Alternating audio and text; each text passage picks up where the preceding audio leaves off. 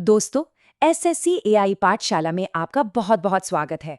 आज हम भारतीय संविधान के जो 25 भाग हैं, उसकी पहेली को एक ऐसी मजेदार कहानी से सुलझाने वाले हैं जिसे हम यकीन मानिए फिर कभी नहीं भूलेंगे। कभी सोचा है कि संविधान के ये 25 भाग क्या सिर्फ एक लंबी बोरिंग सी लिस्ट है या फिर इसके पीछे कोई गहरा लॉजिक है? तो मैं बताता हूँ। असल में ये कोई रैंडम लिस्ट नहीं है, बल्कि एक देश के बनने और फिर उसके चलने की पूरी कहानी है। तो चलिए इस कहानी की एक एक परत को खोलते हैं। तो हमारी कहानी का पहला चैप्टर है एक देश का जन्म। जरा सोचिए, एक नया देश बनाने के लिए सबसे पहले क्या चाहिए होता है? बस संविधान के जो शुरुआती भाग है ना, वो इसी सवाल का जवाब देते हैं, वो भी सिर्फ 5 आसान से स्टेप्स में। और इसे याद रखने का एक बड़ा ही सिंपल फॉर्मूला है UCFDM। देखिए, सबसे पहले यू यानी यूनियन, भाग 1, जिससे देश की जमीन तय हो गई। फिर आया सी, सिटीजनशिप, भाग 2, जिसने बताया कि इस जमीन पर रहने वाले लोग कौन होंगे। इसके बाद आता है एफ, फंडामेंटल राइट्स, भाग 3, मतलब लोगों को अधिकार मिल गए। फिर डी, डायरेक्टिव प्रिंसिपल्स, भाग 4, यानी सरकार के क्या लक्ष्य होंगे। और आखिर में एम, मतलब मूल कर्तव्य या ड्यूटीज, भाग 4A, जो नागरिकों को उनकी जिम्मेदारियों की याद दिलाता है। और लीजिए, एक देश तैयार हो गया। अब इनमें से जो भाग 3 है, उसे भारत का मैग्ना कार्टा कहा जाता है, और ये बहुत बहुत जरूरी है। देखिए, मैग्ना कार्टा 1215 का वो डॉक्यूमेंट था जिसने पहली बार इंग्लैंड के राजा की ताकत पर लगाम कसी थी। हमारा भाग 3 भी बिल्कुल यही काम करता है। ये सरकार की शक्तियों को लिमिट करके नागरिकों की आज़ादी की गारंटी देता है। लेकिन सोचिए, अधिकार तो बस कागज पर रह जाएंगे अगर उन्हें लागू कराने की कोई ताकत ही ना हो, है ना? यहीं पर आता है आर्टिकल 32। डॉक्टर BR अम्बेडकर ने इसे यूं ही संविधान की आत्मा और उसका दिल नहीं कहा था, क्योंकि यही वो आर्टिकल है जो हर नागरिक को अपने अधिकार छीनने पर सीधे सुप्रीम कोर्ट जाने की पावर देता है। इसके बिना सच पूछिए तो सारे अधिकार खोखले हैं।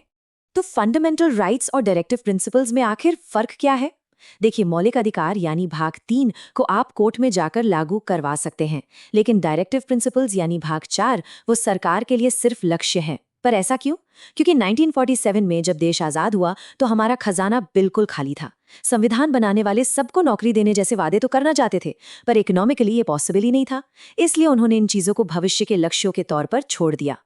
फिर आया साल 1976। 42वें संशोधन के जरिए स्वर्ण सिंह समिति की सिफारिश पर भाग 4A यानी मूल कर्तव्य जोड़े गए। हुआ ये कि 70 के दशक में काफी राजनीतिक उथल-पुथल थी, तो सरकार को लगा कि नागरिक सिर्फ अधिकारों की बात कर रहे हैं, अपनी जिम्मेदारियों की नहीं। ये एक तरह से संदेश था कि देश बनाना एक 2 वे स्ट्रीट है।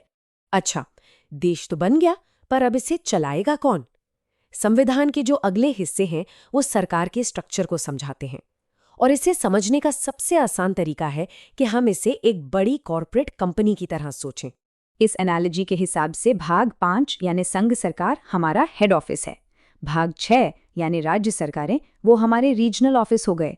और भाग 9 यानी पंचायतें वो हमारी लोकल ब्रांच हैं जो सीधे आम लोगों से जुड़ी हैं। है ना कमाल का तरीका सत्ता के बंटवारे को समझने का? पर एक मिनट, हेड ऑफिस हो गया भाग 5, रीजनल ऑफिस हो गया भाग 6, लेकिन इसके बाद हम सीधे भाग 8 पर कैसे पहुंच गए? इस फाइलिंग कैबिनेट से ये 7वें नंबर का ड्रॉअर आखिर गया कहां? इस रहस्य के पीछे एक मजेदार ऐतिहासिक कहानी है। 1950 में राज्यों को A, B, C, D 4 categories में बांटा गया था, और भाग 7 जो था वो B कैटेगरी के राज्यों के बारे में था। लेकिन 1956 में भाषा के आधार पर राज्यों को फिर से बनाया गया और ये पुरानी कैटेगरीज खत्म कर दी गईं। इसलिए भाग 7 को संविधान से हमेशा के लिए डिलीट कर दिया गया। ये वो ड्रॉअर है जिसे हमेशा के लिए फेंक दिया गया। अच्छा, अब जब हेड ऑफिस और रीजनल ऑफिस दोनों हैं, तो उनके बीच काम के बंटवारे के लिए एक HR मैनुअल भी तो चाहिए ना? बस वही है भाग 11 यानी संघ और राज्यों के बीच संबंध। ये बताता है कि किसके पास कितनी शक्ति होगी, और जब भी इन रिश्तों में कोई तनाव आया तो सरकारी आयोग जैसी समितियां बनाई गई ताकि सब कुछ स्मूथली चलता रहे। ठीक है, सिस्टम तो बन गया, लेकिन ये सिस्टम कॉन्फ्लिक्ट और क्राइसिस के समय कैसे काम करेगा? संविधान के अगले भाग हमें इन्हीं सेफ्टी मेजर्स और क्राइसिस मैनेजमेंट के बारे में बताते हैं। इसका एक बहुत ही बेहतरीन उदाहरण है संपत्ति के अधिकार की कहानी। 1978 से पहले ये एक मौलिक अधिकार था, लेकिन इससे दिक्कत ये हुई कि जब भी सरकार को विकास के लिए जमीन चाहिए होती तो लोग कोर्ट पहुंच जाते थे। इस टकराव को सुलझाने के लिए 44वें संशोधन ने इसे मौलिक अधिकार से हटाकर भाग 12 में एक कानूनी अधिकार बना दिया। इसका मतलब ये हुआ कि सरकार जमीन ले तो सकती है, पर सिर्फ कानून के दायरे में और सही मुआवजा देकर। और इस पूरे सिस्टम को निष्पक्ष चलाने के लिए हमें चाहिए स्वतंत्र संस्थाएं। इसीलिए भाग 14 में यूपीएससी और भाग 15 में चुनाव आयोग जैसी संस्थाओं के जो प्रमुख होते हैं, उनका कार्यकाल लंबा और सुरक्षित होता है। लॉजिक बिल्कुल सीधा है, स्वतंत्रता, ताकि वो बिना किसी राजनीतिक दबाव के काम कर सकें और सरकार को नहीं बल्कि सीधे संविधान को जवाबदेह हों। लेकिन तब क्या होगा जब पूरे देश पर ही कोई संकट आ जाए? इसके लिए हमारे संविधान में एक इमरजेंसी स्विच है, भाग 18। ये एक ऐसा प्रावधान है जो किसी संकट के समय भारत के फेडरल स्ट्रक्चर को रातों रात यूनिटरी स्ट्रक्चर में बदल सकता है। मतलब सारी की सारी शक्तियां राज्यों से लेकर केंद्र को दे सकता है। और यहीं पर एक बहुत ही जरूरी सवाल आता है जो एग्जाम्स में अक्सर पूछा जाता है। भारत में आज तक कितनी बार वित्तीय आपातकाल यानी आर्टिकल 360 लगाया गया है? जरा सोचिए तो। और जवाब है 0, एक बार भी नहीं। ये वाकई एक बहुत बड़ी बात है।